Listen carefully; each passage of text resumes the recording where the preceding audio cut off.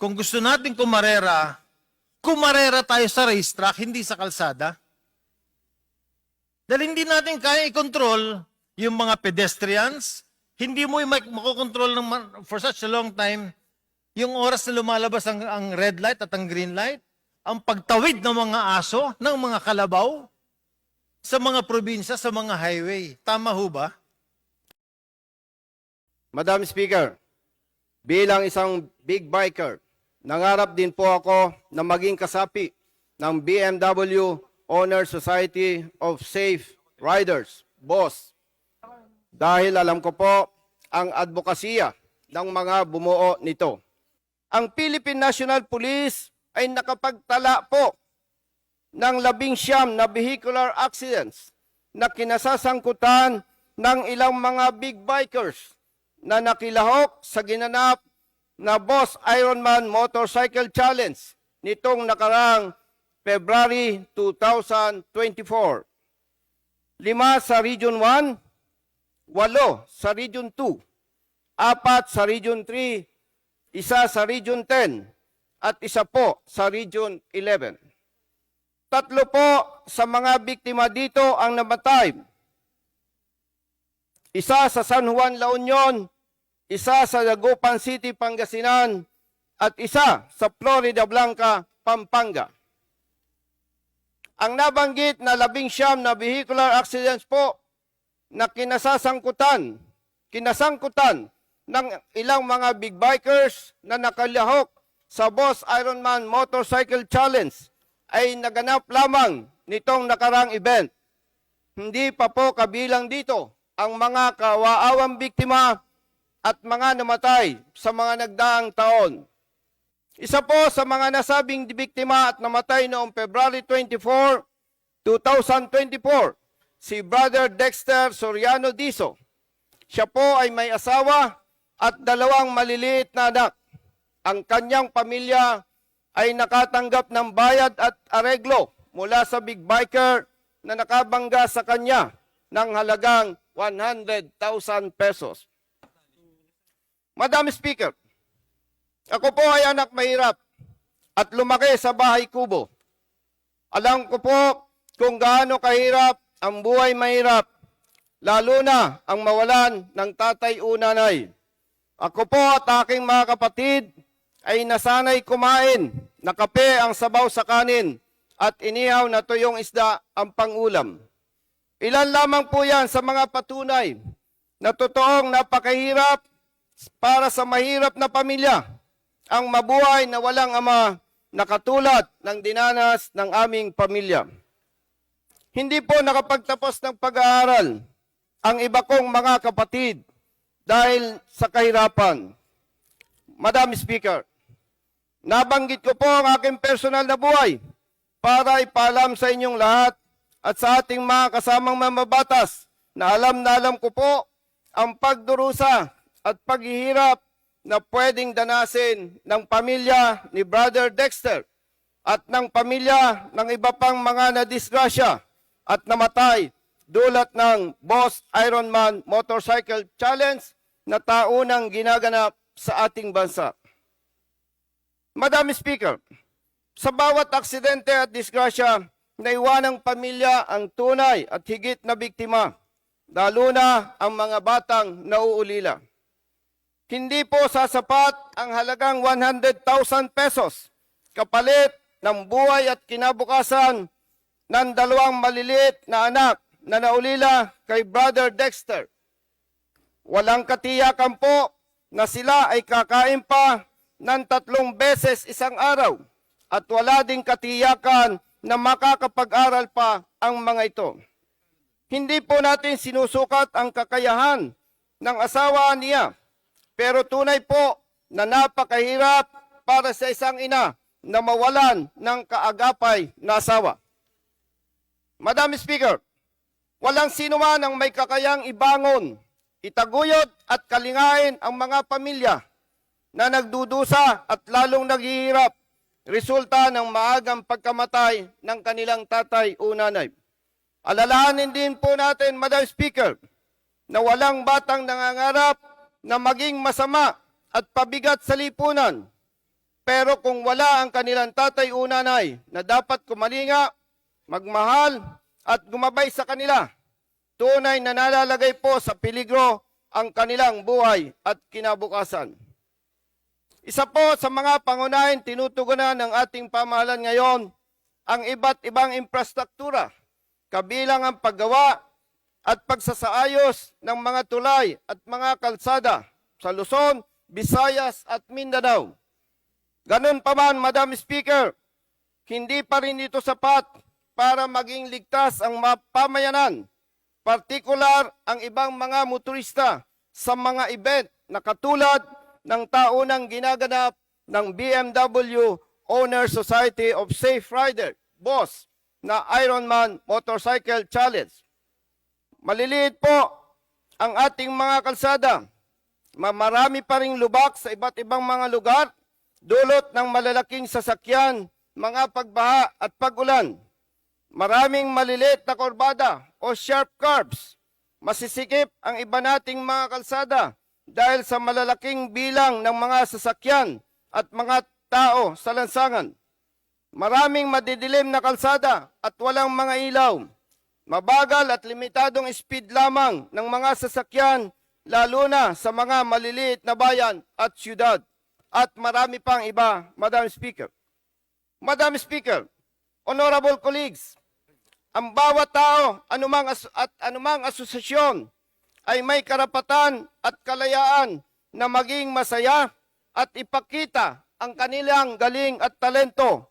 Pero ang karapatan at kalayaan ito ay may hangganan o limitasyon kapag naapakan at nasisira ang karapatan at kalayaan ng iba.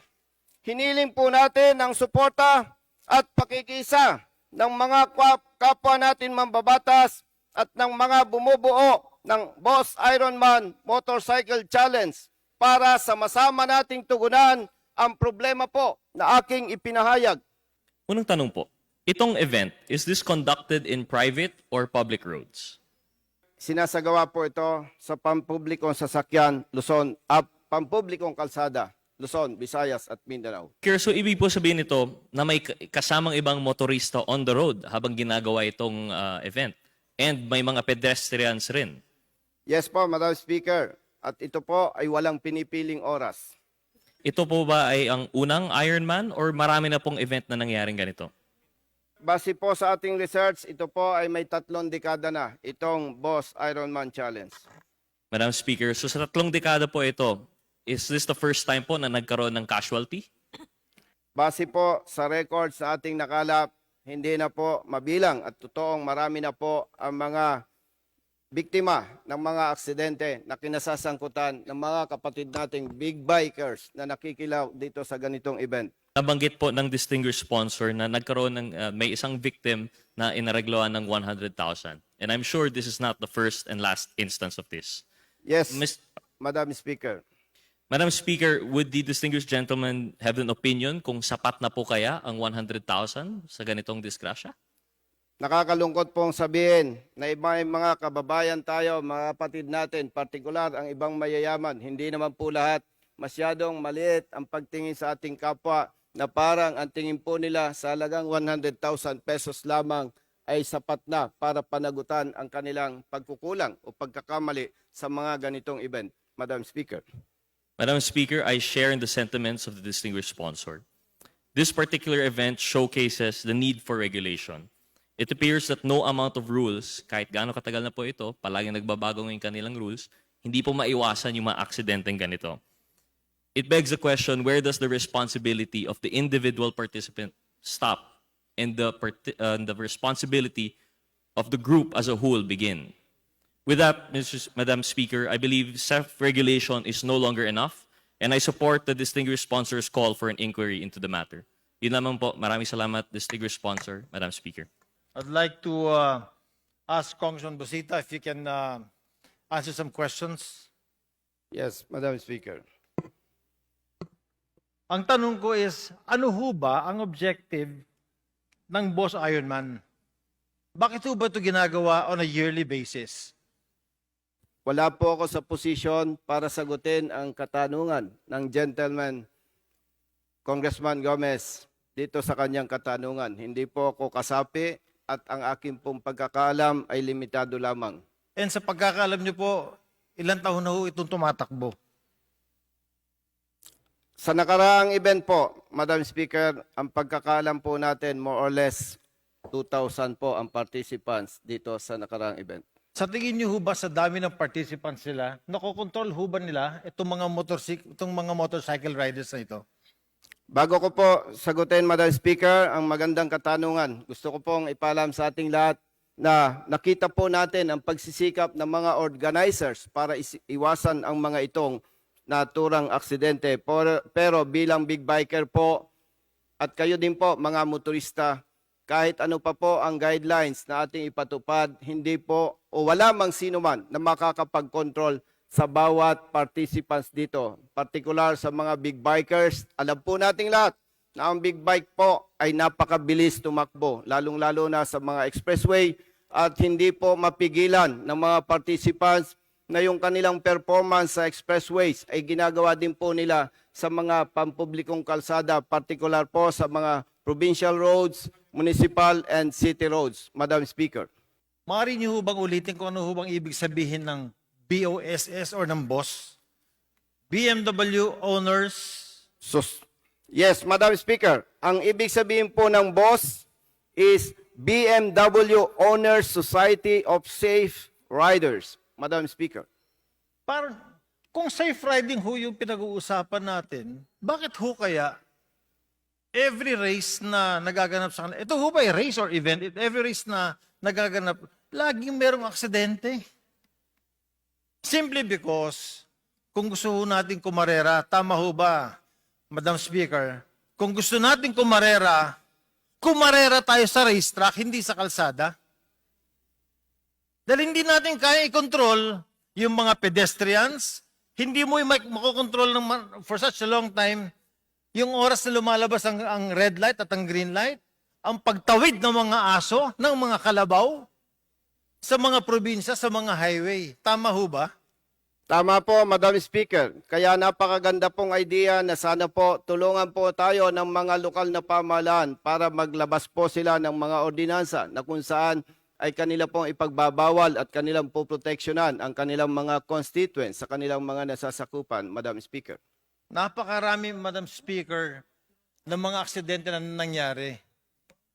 And who is to blame? Sino po ang responsable sa mga ito? Madam Speaker, salamat po, Ginoong Congressman Gomez, sa inyong katanungan. Ako po ay matagal na rin sa public service. At ang inyo pong katanungan, sino ang dapat sisihin? Yes, nandito na po ito. At ako po'y naniniwala dahil alam na po ito ng Kongreso, ng House of Representatives. Kung ito po ay patuloy nating papayagan, palagay ko naman po wala nang ibang dapat sisihin, kundi tayo, mga nananungkulan na may kapangyarihan para pigilan at proteksyonan ang ating mga kababayan. I speak this way, Madam Speaker, because I myself am a bike rider. I'm a big bike rider. I used to race motocross. I race in the racetracks. I understand safety very well with regards to motorcycle. And I feel sad na ang daming ganito nangyayari sa kalsada natin because of this kind of events. Madam Speaker, ang tanong ko lang ho kayo ho ba ay tatawag na investigasyon dahil sa pangyayaring ito? Maraming salamat po, Ginoong Congressman Gomez. Yes po, tayo po ay hihingi ng tulong sa Kongreso sa pamamagitan po ng mga concerned committee para po ito'y matalakay at sama-sama nating mabigyan po ng kaukulang atensyon. At iimbitahan din po natin ang mga kasapi, organizers ng BMW Owners Society of Safe Riders. Madam Speaker. Pag natuloy po ang inyong investigasyon, asahan niyo po na sasamahan ko kayo. And lastly, Madam Speaker, I would like to say na kung gusto natin kumarera, huwag tayo sa kalsada kumarera tayo sa racetrack. Maraming salamat, Congressman Busita. Maraming salamat, Madam Speaker. Honorable Congressman Gomez, sir. And to my partner, Honorable Congressman Rose Gutierrez and Madam Speaker, at sa ating lahat na mga kasama, salamat po sa oras na pinagkaloob po ninyo sa amin. God bless us all.